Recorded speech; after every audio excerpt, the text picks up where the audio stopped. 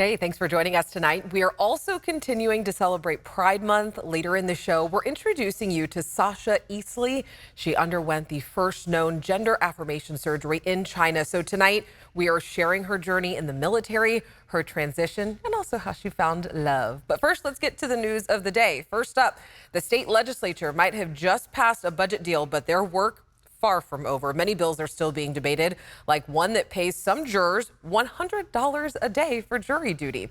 Also, gun control and environmental issues are big topics that we're keeping a watch on. And tomorrow, reparations will take the center stage in the capital city. Our Becca Habegger joins us to explain in tonight's main point. Becca. Alex, in just hours, the California Reparations Task Force plans to release its final report. Now, we've been following the story since 2020, back when the state legislature passed a law forming the task force. And tomorrow, members will make their final recommendations public.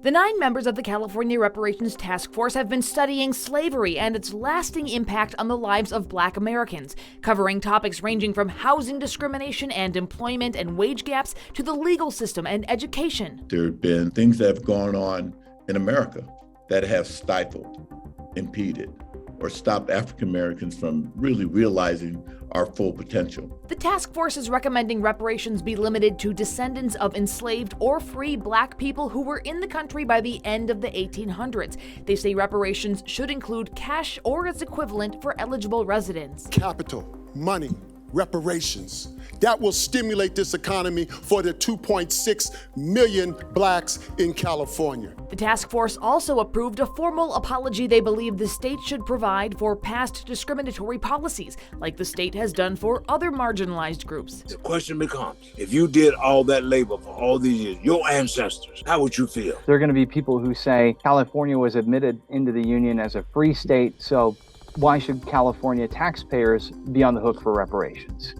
Because they benefited from California being complicit with the slave states. As for next steps, the legislature would need to pass a bill to authorize payments, which has not yet happened, and Governor Newsom has said he looks forward to reviewing the final report and recommendations. You know, this is a really historic moment, Alex. California is the first state in the nation to form a statewide reparations task force. And they say the final report they're releasing tomorrow will be the most comprehensive look at the Black experience in America since the Kerner Commission report of 1968. What came from that report? You know, the Kerner Commission report concluded, quote, "Our nation is moving toward two societies, one Black, one white, separate and unequal." That was 55 years ago, and members of the California Reparations Task Force say the words remain sadly relevant today. All right, Becca, thank you so much. And if you do want to attend that final meeting, it starts at 9 a.m. at the Secretary of State building in downtown. The address is right on your screen. Again, this is open to the public, and of course, we will be there. Here's what else we're talking about today. Gas prices are about to get higher. Another gas tax increase, it takes effect on July 1st. A gallon of gas will go up 3 cents, bringing the total gas tax to about 58 cents a gallon. The Sacramento City Unified School Board just announced that they are looking for a new superintendent. Current superintendent Jorge Aguilar will step down at the end of this month. He led the district for 6 years, 3 of those during a pandemic. Aguilar says that he's grateful to the community for the respectful interactions that he experienced. And break-in after break-in have a Stockton family, completely fed up. They opened their kitchen space and restaurant this January after owning a catering business. And since then, they have been broken into 6 times. On Monday night, thieves broke the lock on the back door and stole a speaker and a DoorDash tablet. It's fear, probably, right? When you walk in, you don't know what you're going to walk in through. I think the front having the windows shattered and just seeing that glass all over the floor was like disheartening. We'll have more on these break-ins and what's being done about them coming up tonight at 11. Fireworks went on sale today in the areas that allow them. If you are buying them, make sure you are going to the stands with the Safe and Sane seal. These explosives cause concerns, especially for firefighters. Our Bridget Biorlo shows us why. Colorful displays like these are part of an American tradition to celebrate Independence Day, but they're also responsible for what Sacramento firefighters say is their busiest week of the year. We look at the week of 4th of July as almost a Super Bowl for the fire department. We are very busy already, and then you couple that with people using fireworks. On a normal day, Metro Fire responds to about 250 to 300 incidents, but on the 4th of July, crews say their call volume nearly triples. It's why experts are advising the public to celebrate the holiday safely. Illegal fireworks in California are unacceptable, and we have a zero tolerance towards them. If you plan on setting off a firework this Independence Day, make sure they're the safe and sane legal kind in the state of California. You can tell by checking for this seal by the state fire marshal. This is an example of a fire display that is legal to purchase and use in the Golden State. As you can see, it doesn't leave the ground, but Metro Captain Parker Wilborn says you still need to make sure you're using them properly and lighting them away from anything that can catch fire. When we go to these nuisance fires, a lot of times those resources are then drained from 911 emergencies, and these were preventable. So as you plan your celebrations, make sure to keep safety top of mind. Oh yeah, very important. If you are using fireworks, make sure you soak the displays in water for about 24 hours. People caught with illegal fireworks can face hundreds of dollars in fines. After the break, our historic winter is still causing problems across the state, why some are now calling this California's newest lake. We still have a flood watch in effect for parts of the Sierra, as well as excessive heat building throughout the valley when we're expecting the peak heat. Later in the show, we introduce you to this woman, Sasha Easley, who received the first known gender affirmation surgery in China. She had concerns about the death penalty, but was willing to face the consequences. If someone find out, I probably get a death penalty. She now calls Sacramento home.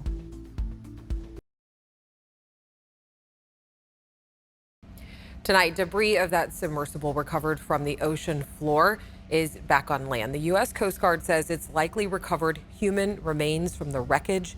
Evidence is on its way back to the United States, and the sub imploded last week, killing all 5 people on board. And check this out. New drone video really shows the impact of our historic winter.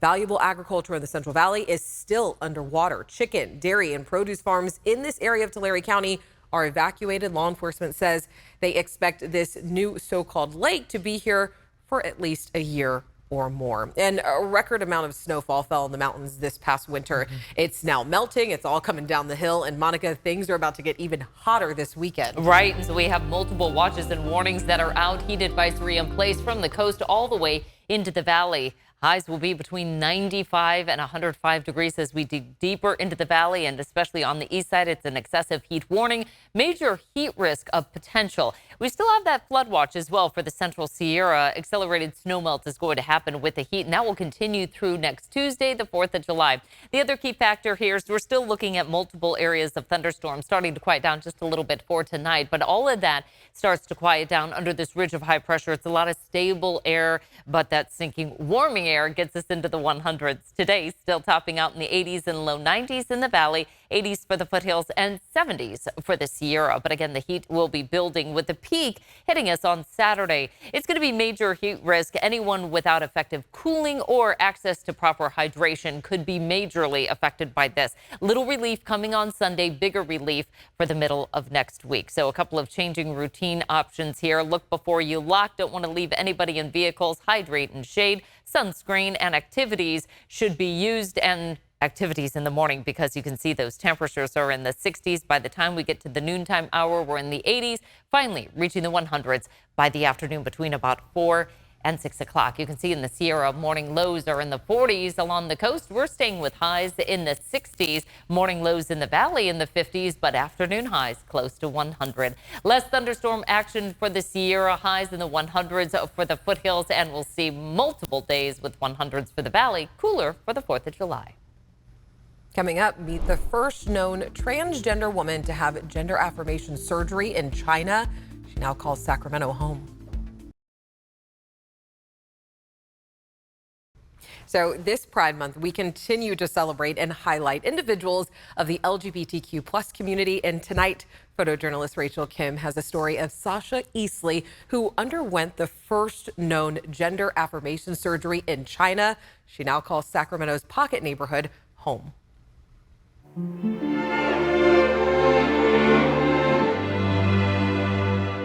When I was young, I thought I had a girl's soul trapped in a boy's shell. I'm Sasha Easley. I've been living Sacramento since 2005. And people told me I'm China's first transgender. I was born in northern part of China, Dalian, 1962. I always pick up my sister's clothing. Since I was 3, I know I'm a girl. When I was high school, I told my parents I wanted to be a girl. 1978, I know about the gender affirmation surgery when I was 16. I met a boy in a hospital in Changsha. He was my first boyfriend. He told me after the medical school and he's gonna do the surgery for me and then marry me. The Chinese invasion there has supposedly ended, but the Vietnamese appear to be taking no chances. In 1979, I told my parents that I want to join the army to be a man that was alive because my boyfriend was killed in the war. And that was the only hope for me. Nobody to do the surgery for me. In the army hospital, maybe I can find a chance to do the surgery. 1982, and one day I bought a magazine and I saw an article that wrote by Rong Fangfu, professor of Beijing Medical College, and he talked about the homosexual. I wrote a letter to him. I said, I'm not gay. I want to change my gender. I told him my situation was very dangerous. I was a boy, but I dressed like a girl to work in the factory. I used the restroom and shower room with girls. If someone find out, I probably get a death penalty from the government. I met him in Beijing, and the first meet, he already bring a doctor, Da Mei Wang, professor. They took me to Beijing, the 3rd hospital. When I go see my doctor, and the doctor told me, never had one transgender in China. So if I do the surgery, I would be the first one. When my doctor sent the report to the health department, I think maybe 2 or 3 times all rejected because they say we don't have the law to do the surgery. So I have to do 3 things. The first thing, I have to see a mental doctor. And the second one, I have to get my workplace permission. So the third one, I have to have my parents sign the document because that time I was not even 21. One day, my uncle called the CEO, China's health department, told him about my situation and that I really need a big change. After 2 days, I received a call from my doctor and she told me good news that approved. I cried. The next day I went to the hospital, different doctors, and tried to scare me after surgery. Your life no more than 40 years old. But I said no. Even I can live 1 month, I would do the surgery. The surgery cost about $100.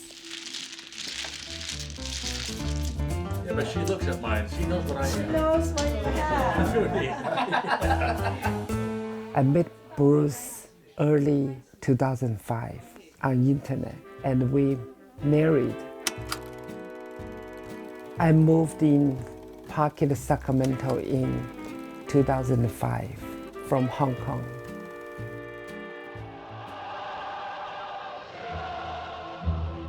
In China, when I grew up, talking about gender identity was not widely open. I've been through so many discrimination since I was young. That's why I'm afraid to talk about my gender to Bruce too. Last summer, I guess, June, she showed me a picture of an army uniform, and I thought, well, okay, is that your father or is that your brother? And she had that sheepish look on her face that says, no, that's me. We were together all these years, and 17 plus years of marriage, and then of course finding out, yeah, that was some of a minor shock, but I had to reflect on our years together. I was the last to find out. I felt pretty good about that in a way because her friends, the Chinese community, they protected her. And I think I appreciated that, you know? I admire her courage and admire her determination. It's just everyone accepts her as who she is. Nobody could live like this, but she did. I don't think anybody would have the same experience, anything close to what she went through. Since I married this guy, and he changed my life. And we work together, work for the charity, and helping those people who in needed. Hi. Would you like one? In half of my life was really tough. When I see people in need, I always think about myself. I always get help from people. Now my life is good, so this is my turn to bring back, to helping people in need. I want more people to understand the inner world of the transgender people, our society to show more tolerance and compassion. That journey wasn't easy, having loved ones left behind, but the dawning of a brand new life was now on Sasha's mind. And if you want to learn more about Sasha, she just wrote a book about her life. We have more information on our website, and we're back right after this. All right, so I have been enjoying our mild summer weather, but that's all about to change this weekend. As Monica mentioned, the triple-digit heat returns, and our Rob Carlmark is asking, do you remember what that was like? For Northern California, the summer sun and heat has been on standby for now. Months of below-average temps have led to early cold storms, heavy snow, and drought-busting rain, and what some are calling the best spring ever. We had mild temperatures, often below average, for months and months and months. You have to go back, way back to early September last year to remember what real heat feels like. The last time we saw triple digits. I never get used to anything over 100. We're hydrating with a lot of water, a lot of Gatorade, those types of things. Now, it wasn't that long ago, but then again, it was. More than 290 days in a row, all below 100. Last September seemed like a different world. Yeah, I'm happy to be in the shade. I think we're doing a little swimming after this. Yeah, we'll get out of here before it gets too hot. The NBA season had not even started yet. One of the top movies was Top Gun Maverick, and gas was like $5 a gallon. Okay, it still is, but you get the point. So remember your summer beat the heat skills, because those hot days are coming back. And it has been nice all across the West. Las Vegas just broke their longest streak of days below 100 degrees. All right, and coming up tomorrow on To The Point, we're following the Reparations Task Force. The committee is expected to release its final recommendations. And tomorrow we'll introduce you to two families who have been trying to get what they believe is their family's lands back. will show how this report could impact their efforts. As always, we love to hear from you. Let us know what's going on in your world. You can always send me an email. Have a great night. I'll see you tomorrow.